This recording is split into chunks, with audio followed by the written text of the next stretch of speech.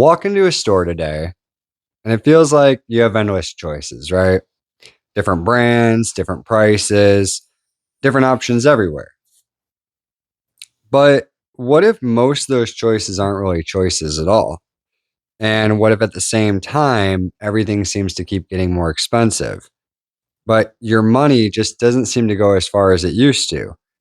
Because once you start looking closely, you realize something strange is happening. We have more options than ever before, but less control than it feels like we ever should. And this isn't just a feeling, it shows up in everyday life. You go to the grocery store, prices are up. You look at buying a house, feels out of reach. Cars, appliances, everything costs more. But at the same time, shelves are full, brands are everywhere. So it looks like competition, but is it? Now let's ground that in reality for a second, right? According to the US Bureau of Labor Statistics, a dollar in 1970 is $8.42 today. And a dollar in 1973 was $7.19 today. And since 1990, prices are roughly almost 2.5 times higher. And that's sourced from the BLS CPI purchasing power data. But, prices going up isn't new. I think here's the problem. Your income hasn't scaled the same way your expenses have. And that kind of changes everything, right? And then there's something people don't talk enough about: shrinkflation. Same price, smaller product. Chips, 10 to 12 ounces, are now 7 to 8 ounces. Ice cream that was once 64 ounces is now only 48. Paper towels, you get fewer sheets. Mega rolls, ladies and gentlemen, that replaced normal size completely. Seriously, look up and try to find a regular sized roll of toilet paper. It doesn't exist. We haven't been able to find one yet. I've been looking for 3 months. Still no regular roll of paper. So now you're paying more for less. And most people don't even notice. And let's be honest, right? Food isn't the only thing. Look at electricity. It was 10 cents. Now it's nearly 20 cents per kilowatt hour. Eggs, $2, $6 at its peak. And bread's nearly doubled. And that's sourced from the USDA ERS food price data. And back in 1901, households spent roughly 42.5% of their income on food. And today it's lower percentage-wise, but that doesn't mean it's easier. Because now you're paying for higher housing, healthcare, transportation, education, all at once. And here's the wild part. People are working more. Right. Just to stay in the same place. Some estimates show it can take over 180 hours a month to afford basic housing in some areas. So the real question becomes, what actually changed? Because when you zoom out, you start noticing something else. A lot of those different brands are owned by the same companies. So what looks like competition is often just different labels under one umbrella. If you need a prime example, look into Ray-Ban. Yep. And then same thing, you can also look, and maybe I'll put some graphics up here. There's looking to power tool companies. You can see who owns most of those. Kraft. Yep. Beauty brands. Gillette. Yep. A lot of those brands are actually often owned by one company. One thing I'll just touch on shortly here is a lot of people like to think that because we have 401ks and things of that nature, that a lot of these companies are publicly owned. But what a lot of people don't understand is that the percentage that the average Joe basically owns in the company is such a minute amount, even as a whole, even all of you guys as a whole, to companies like BlackRock or Vanguard, who actually own the majority, that you guys don't really have a stake in the company, right? It's the illusion of choice. There's 2 stock markets. Right. There's one for the everyday Joes. Yep. And there's one for the 1% called the Black Pool. Right. If you don't know what that is, I absolutely recommend looking into it. Right. And again, Kyle and I, that's one thing, we again will reiterate every episode. This isn't information that we've gotten from some sacred book or source. No. This is all accessible information. You can Google all of this. And I would suggest looking into it because I think a lot of people, again, will often be surprised at what is real, what they're told is real, what they find out the illusion actually is. And when you follow that idea further, we end up basically at the financial system, right? It isn't new. And we had people from the beginning questioning centralized financial power. We had Thomas Jefferson who warned us about it. Andrew Jackson fought against it. And by 1913, we created the Federal Reserve. Oh, and that didn't just happen randomly. Nope. There were key players. Nelson Aldrich, Paul Warburg, Carter Glass, President Woodrow Wilson, and even a secret 1910 meeting at Jekyll Island where banking leaders drafted early plans. Source, Federal Reserve history and academic records. And I'm sure, of course, as we've learned through history, nothing bad ever happens from secret meetings, right? No, nobody's ever warned about that. No, we never had a president come up on stage, much later, of course, but warn us against secret societies and secret meetings. Behind those closed doors. I wonder what happened to that guy. Yeah, what did happen to that guy? But now, look, to be honest with you guys, and I'm sure plenty of you guys are screaming at the screen right now who are on the other end of things. We're not saying that the idea of central banking altogether is automatically bad. No. Like anything, it's going to come down to a couple of questions. Who controls it and who benefits, right? Like a lot of things. Because if the same system controls money flow and large institutions control production, then we have to ask, how much power is concentrated and where? Who really controls that power? Yeah. And here's like a fun thought experiment, right? Something to think about. What if communities had more direct ownership? What if we had something that was more like a public banking system and we had community investment funds and we had citizens earning dividends from local growth? Instead of just being consumers, people become participants. Now, this is something I definitely want to bring up in a later episode as well, because Absolutely. I think that's something there's more depth there than we're letting on. Yeah. That's a very Cliff Notes version. Here's what I don't want people to do with the information. Instead of immediately trying to get defensive with it, no. Try to really put yourself in that situation. If you had to create a better system in the world that we live in today that could not only help the consumers and make life better for them, but continue growth for businesses, how would you do it? And don't forget, we have access to like Chat GPT, Claude, and you think it sounds funny, but even if it helps you build a framework, see if it can help you actually bring up a feasible idea. You don't need to take everything it gives you as face value. Of course, yes. Never. You can always double check its research it gave you. Yep. It's easily accessible information. If it has access to it, so do you. And it usually tells you. And it does. It usually will source its shit. But again, it is AI. It's still young. AI is not necessarily a bad thing, folks. It does have good benefits. Yep. But before we move on to this little next part of the segment, people, you need to remember, it's like 12 companies that own all the major business corporations in our country for sure. That kind of concentrated power and wealth should concern you. It should heavily concern you. We always preached in elementary school when I was younger how monopolies were bad. Right. But yet here we are in the modern era with a new variation of monopolies, and everyone's too passive about it. Well, can I ask you guys something? When you play Monopoly, has it ever benefited you or been a good thing when one person starts to own everything? Or is that usually when the game starts to end? Which one promotes growth and which one promotes concentrated wealth, greed, and the illusion of choice? Because I think the whole point of capitalism was it was supposed to benefit everyone, right? More production, the wealth flows down. Everyone has a shot at wealth. It was the American dream. The trickle-down economics. That was the original idea, though. The success through the businesses was supposed to flow down.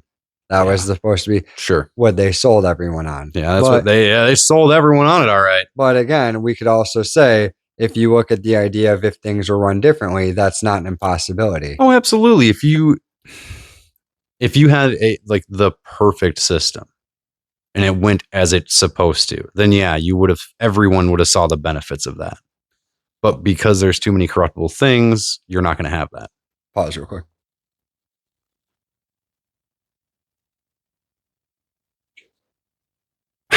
I always get in the back of my head. I'm like, did this motherfucker stop for any reason? No, it's okay. And one thing I think this is a good time to bring up, yeah, with what we're talking about is, so in the last episode, we had talked about CEO to worker pay ratio. Yes. So we didn't deep dive in it. We just kind of brought it up and mentioned it. Right. And another way I just want to touch on it again is, if you guys go back to the 20-to-1 worker ratio, right? And you plug that in today. Now, a lot of countries, for countries that do like co-ops and everything, that's actually giving the CEO much more than they normally would. But in a booming economy, right? Let's just say everyone's happy with the 20-to-1 ratio, right? Sure. How much do you guys think annually, if we kept that ratio with your pay today, how much do you think the average person would bring home annually? And you can let me know in the comments below before I tell you guys, because I'll let you know. Spoiler alert. So if you're not going to like this answer, though, by the way. No, it's hard to hear. It's a hard pill to swallow, and I'm sure a lot of people won't believe it. But again, this isn't like math you can't do or things you can't figure out yourself, right? I'm not a mathematician. I'm sure a lot of people are like, that's why you don't know what you're talking about. But again, we have systems in place to help us figure these things out. So there's other smarter people than me who've done the research before me. I can just reread it and regurgitate it or plug in an equation. Yes. But if you actually just took a baseline and said, okay, if we took the average CEO with their compensation, everything they make, right, on a yearly basis, and we went back to the 20-to-1 ratio. So the next, all the workers would get 20 times less that guy. Even at 20 times less, the average CEO, every single worker would make $995,000 annually. That means per year, in case you don't know. Now think about that. Now, if you're asking yourself, how much does the CEO still make? He makes about 17.5 million still on average. In this moment, I would be curious on which way people's thought processes started going. One, obviously, some people are probably saying that we're bonkers and we don't know what we're talking about. But two, right there, with a CEO still making 17.5 million, isn't that more than enough to live the American dream? And the fact that you can still pay your workers just under $1 million annually. And do you guys know what that is weekly? Because that'll make you sick. Yeah. So I think when we mathed it out weekly, it was 19,000. 19,000 a week. You'd make 19,120 and 63 cents. I think it was just under 80K a month. Yeah. Now imagine how the economy would look. Now imagine the amount of people that can afford to start up a business. Imagine the amount of people who could go outside the country and actually help other countries if they wanted to. The messed up part is, the cynical part of me immediately starts thinking, maybe that's why this system was designed this way. Because it seems too often that when the chances arise to help other people. Well, when you kind of look deeper, it does start to look, it is kind of rigged that way, or dare I say designed that way. Especially if we start looking outside the U.S. Yeah, when you do look outside the U.S., though, different countries have made different choices. Take transportation. In Japan, in Germany, they're fast, reliable, highly connected. You don't need a car to live there. Most things is travelable by foot, train, bus, public transit. Yep. But in the US, you do basically need a car to live here. We don't have the public services like those other countries do. We don't fund those. Nope. And that costs your car about 10 grand a year to drive here. Mind you, that's with car payments. Of course, that's taking on average with car payments. That's taking in some maintenance. That's taking in gas. Yep. Whereas you'd pay maybe $600 a year in public transportation and strong systems. Maybe. I mean, that's a massive difference just to exist and live. And I could only imagine how many people, if it were done right, would use that here and benefit from that. Like in KC alone, because you see plenty of people biking, walking. Oh yeah, I mean, to a certain distance. Look, when we lived back home in Chicago, right? You and I both and the fam loved taking the Amtrak to downtown. Yep, it was easy, and then you could just hop out the station, take a bus, or take the L. Or yeah, either way, and you had a couple of nice walks in between sometimes. You did. And the crazy part is like it's not just transportation, right? You guys have heard it about healthcare. Look at Norway, UK with their public systems and the less financial shock for basic care. If you want to talk about education, you can look at Germany and Finland. You have low or no tuition. And if you want to look at housing, you can use Singapore as an example. Structured pathways to ownership. None of these systems are perfect, but they prove something important. There isn't just one way to run an economy. I mean, something, again, thought experiment. If you, the average viewer, we're gonna try to build a better economy for people. What do you imagine it looking like? What would it have to have? What would it involve? Do you see businesses being successful still and managing just fine? And what do you think the key factors or the pushback you would have when trying to develop something like that? I want to just drop a little nugget in here real quick. Here in KC, we have a thing called the e-tax. Yep. That we have to vote on actually coming up in a couple of days. Yep. And the irony behind it is they're trying to push it as it is a 1% extra tax just to be in city limits. And they want to claim it's going to fund our schools, our police, our fire department, and hospitals and road work. Well, that's ironic because then what are my regular taxes funding?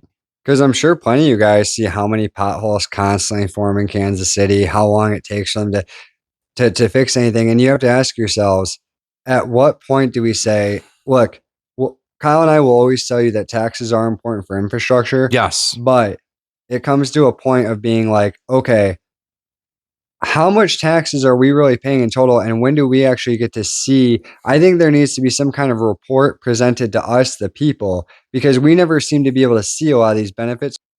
None of these systems are perfect, but they prove something important. There isn't just one way to run an economy. And that's the big part of this episode, I think, is something I wanted viewers to kind of take away. How would you build an ideal economy that could benefit the everyday citizen, could actively progress and get better, and also still promote business growth? How would you want to see that economy? What would you imagine the pieces you have to have in place for it? How do you think it would affect the average person? All these things we have to consider. And when you start to put together what we have here, the illusion of choice, the rising prices, the shrinking value, and the concentrated ownership, you kind of start seeing a bigger picture. It leads to a question that's hard to ignore. If things keep getting harder for everyday people, which is just everyday Joes, who is the system actually working for? And, you start to think maybe the system isn't broken at all. Maybe just maybe it's doing exactly what it was designed to do. And if that's true, then the real question isn't what is wrong with the system. It's what would it look like if it actually worked for us? So again, we go back and we look at, we kind of talked about the public banking aspect. Let's get back to that actually. So, because we run on a very false economy. Right. Our bank is no longer backed by something of value here in the States. It's backed by essentially imaginary value. Yep. Which we call debt. Yep. That's what banks run on, is debt. A lot of people don't realize that, that's what your average banking system runs on, is it issuing debt to clients. the funny part is that 93% of the bank's money is everyone else's money. It's not actually their capital. So right there, banks are kind of a crazy way to look at of wondering, okay, if we did public banking, what if we ran it based off of investments, of everyone's collective money rather than constantly of issuing debt? Or, we did it based on the loans that we can give out with that bank. And for all you banking guys out there, again, Kyle and I have said it before, we're not finance experts. We're Nope. not trying to make you guys defensive. What we want to do is say, okay, for all you guys out there, especially you financial guys, instead of getting combative and telling us how it can't work, what do you know of about the system that could make it better? Well, if you have some of the ins and outs, Right.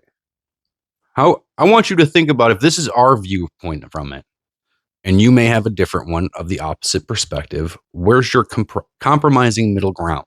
Right. Where do you think that balanced even is for benefit for both? Right. Because that's really what it's more or less about. I mean, we can always go back to it.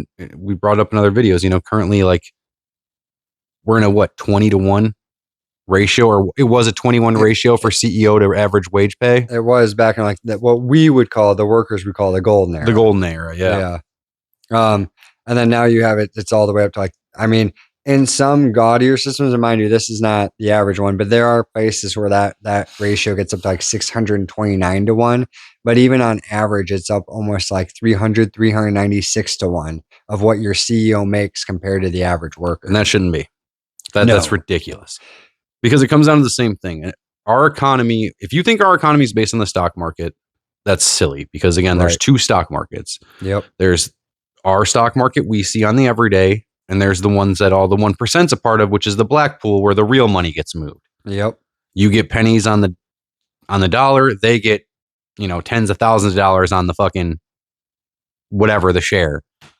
And people also have to understand that there's probably a reason that ratio changed over time, right? Obviously, if you look at how they can and what they can do with the stock market, a lot of people don't realize that if, let's say, we took that 20-to-1 CEO to worker pay ratio and we applied it to today, a lot of people don't realize that on average, the average worker, right?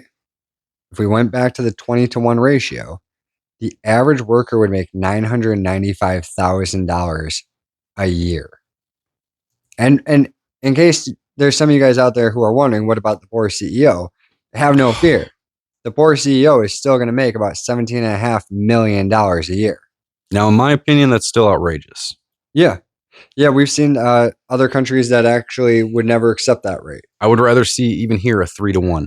That's an average co-op rate. So for a lot of you guys don't understand what a business co-op is, go ahead and look that up. That's something that they're doing again in Italy, which they actually did back in the day. I'm actually really happy to see Italy doing that again. Yeah, which promoted growth initially back in the day until, I think we told you guys before, some asshole named Mussolini came along and decided that him and his rich buddies, they needed a piece of that pie. They're the ones who should own all the pie. But this comes back down to it, though. We live in a country with a very unstable economy, no matter how you look at it. It's unsustainable. It's not even practical. Once horse welding gets so out of hand and they don't want to pay you anything, none of these companies are going to make money because nobody can buy anything. And here's another thought experiment, by the way. Here's the interesting part. If we're talking about volatility, for all you stock guys out there, if we made a public investment firm, now, and this is the crazy part, right? Because at this point, if it done right, I imagine you can make it so most people get a slice of most of the pie. But I'll do one thing at a time. If we had this public investment firm, couldn't we then, what would the risk be compared to like the market now, right? Because if everyone's investing and everyone has the expendable money now to go buy the extra groceries, to take their kids on vacation, and everyone's investing in all these companies, well, it's hard to see how things don't really keep going up for a lot of that for a long time. Well, it would for us. Right. And that's the problem. Right. Because again, as we talked about, the system, one design for you and me. I mean, you got to think our society, our capitalistic society in this current state is not even capitalism anymore. Right. It's just a corporate oligarchy, folks. Right. When you have that, and that's the thing, for a lot of you people out there who disagree with maybe some of our views, maybe for some of you people out there who are similar, um, what do you think about like things like a wealth tax? What do you think a fair rate would be? What do you think about things on like taxes on, the idea of hoarding land when people own a bunch of land but don't really use it? How do you feel about a wealth cap? How do you feel about a wealth cap? And again, what do you think are things like what do you think's a fair ratio when it comes to like CEO to worker pay? And do you think that it's greedy to say that 17.5 million, well, even everyone made a million wouldn't be enough. So you need to make more so they make less.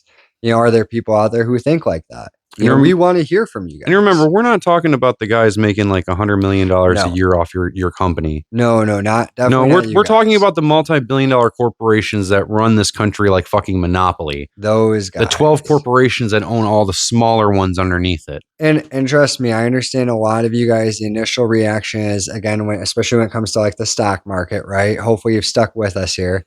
Some of you guys do have to realize that it's part of an illusion, right? So you think, and it is, but here's the catch-22. It is publicly traded, so it will be a part of someone's 401k, right? And it's going to be a part of the bigger market indexes. But what I think some of you guys don't understand is how much and what percentage of ownership collectively we have compared to like a giant investment firm like BlackRock or Vanguard, who owns so much majority that Blackstone. Yeah. No, that's another one. Oh, is it? They're all intertwined. Yeah. Oh, I thought I missaid it one time. No, it's BlackRock. There's Blackstone, which is another a private equity firm. So and that's the thing, private equity firms. So people don't often realize that those guys actually own majority of the stakes, right? We're peanuts compared to them. So yes, it is publicly traded, but no, you don't affect it like you think you do. These guys who Kyle said, the black money pools, these guys who are trading stocks in bulk at the prices they're the ones who control the flow. They're trading those at premiums. They're the ones who are going to control your prices, right? And that's the thing, is it doesn't all come down to supply and demand, because if you sold everyone a car, right, magically the cars aren't going to stay the same prices like they do. Folks, it's no different than our politics here in this country. Yep. I'll make one thing clear. I am well aware there is no red or blue here. There is only purple. There has to be at this point. Because to those of you who think that we're hardcore Democrats and we believe that once Democrats get into office in the midterms, shit's going to magically change, it's not. Mm-mm. I'm going to spoil it for you. It's not. Nope. These guys still work for the same corporate investors that the people on the right do. So they're just more subtle about it. Right. They make you believe they're going to give you those things they want. So you give them that vote, and then they're going to turn around and go, we just didn't get the votes in the House or Congress. We just couldn't, get that passed. Yeah. Sorry. And that's the thing. Like, we've seen it before, and we'll definitely have to touch more on that too, is we see how they constantly try to wrap up one bill with another. So we can't ever vote clearly on one thing. Like that's what I want this episode to promote more than anything, is I want to get people thinking about how they would like to see the country run. Real ideas. People make jokes all the time about using AI, but go on with AI, go to chat, go to Claude, and have it help you structure the idea of a better economy. Show us what you think and how you think things should look and how things should be. Like we asked, are you guys happy with the CEO to worker pay? Do you think it's greedy and unfair? Like Kyle said with the wealth cap. There's other things too. Like one of the biggest things we need to eliminate in this country, especially for our politics, is lobbying. Yeah. Yeah. This is the one big reason I can't have any faith in the left or the right, the red versus the blue, because the fact both sides are taking mass amount of money from Israel. And we've seen it, right? And then we immediately fund Israel. Yep. We cover up their mess or clean up their mess they start. But what do they tell you about when it comes to universal health care? Oh, we just ain't got the money for it, bro. We don't have the money for that. But you guys don't realize how much money we send to Israel. Plenty of people don't, unfortunately.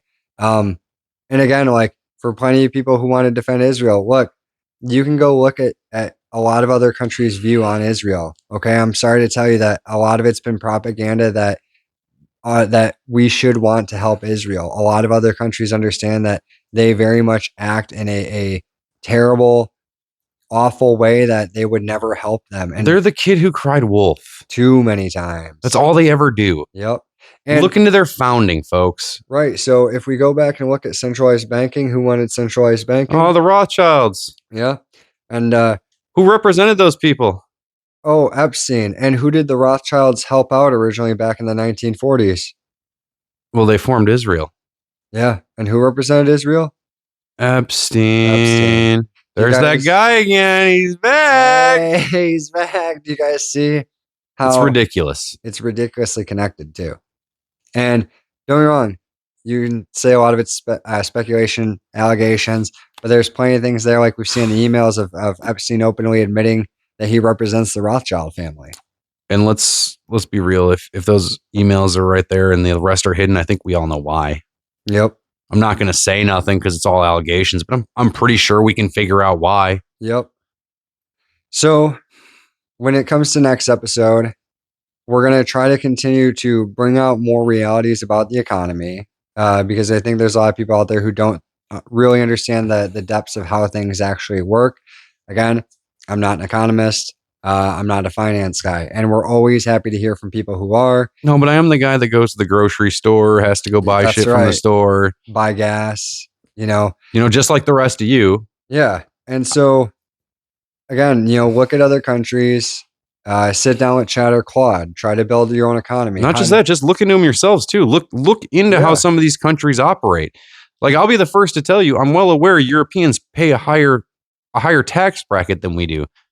But I also am aware they get much more benefits for their tax that they pay. Much more value. We're here paying more taxes than they are, and we ain't got shit to show for it. Yeah. But tell us your thoughts. Let us know what you guys see, what you think could use improvements. I mean, obviously, I'm sure there's quite a few big ones we can agree on. Again, what are the differences you think like that would benefit the country more than others?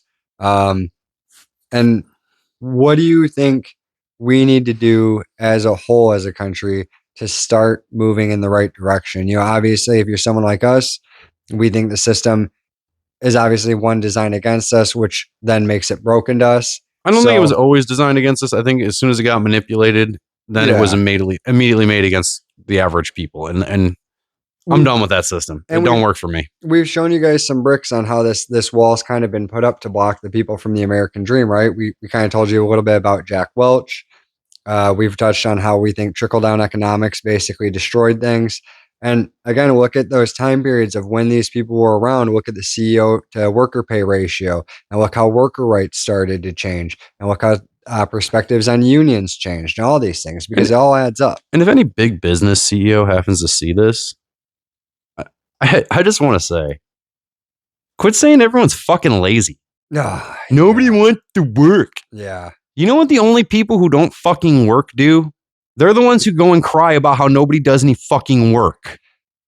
And you know what? It's kind of like Kyle and I brought up before. You have to imagine that if we had a really good, prosperous country where let's say people were making, $995,000 a year, you're making almost $17,000 a week.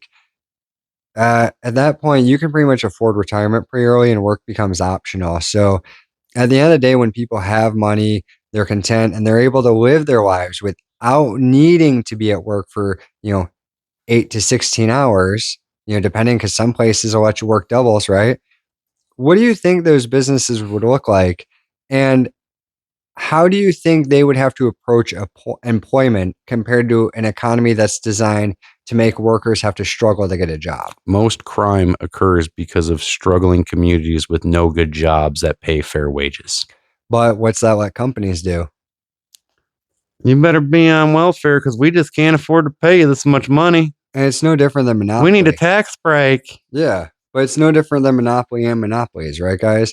As a kid, I mean, one, look at our country. I'll try to put up, I think we had mentioned before in the episode, but I'll try to put up some graphics to show you guys who actually owns what brands. I think people would be surprised to find out that like a lot of power tool companies, owned by maybe like 5 or 6 brands. Yeah, if you really haven't seen that pie chart yet, it's rough to look at. It is.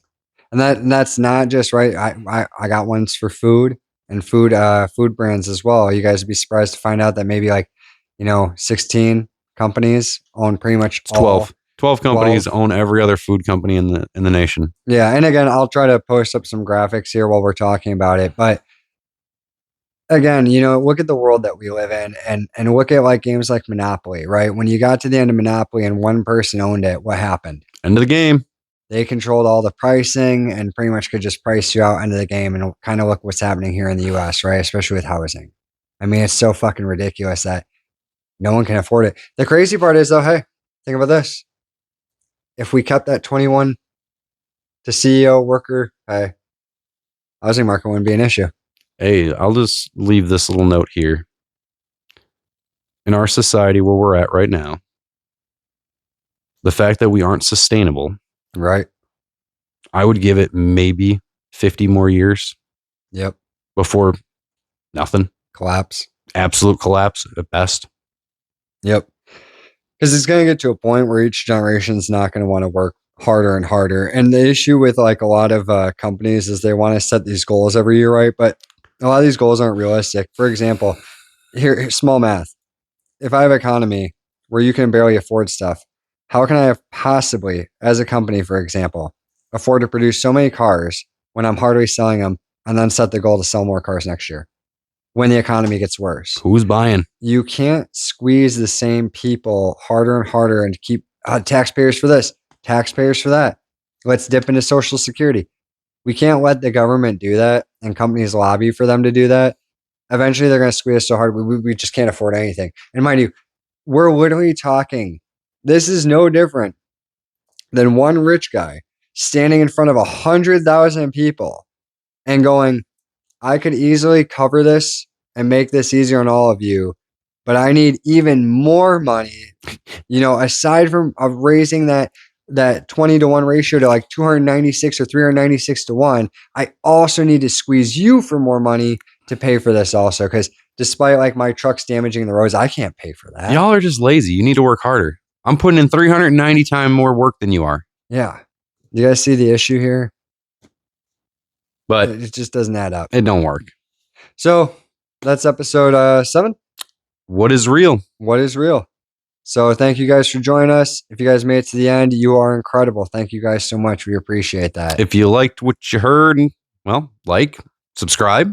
If you didn't, dislike and GOG. If you don't know what GOG is, go on, get the fuck up on out of here. Keep it sleazy, folks. Till next time, nerds.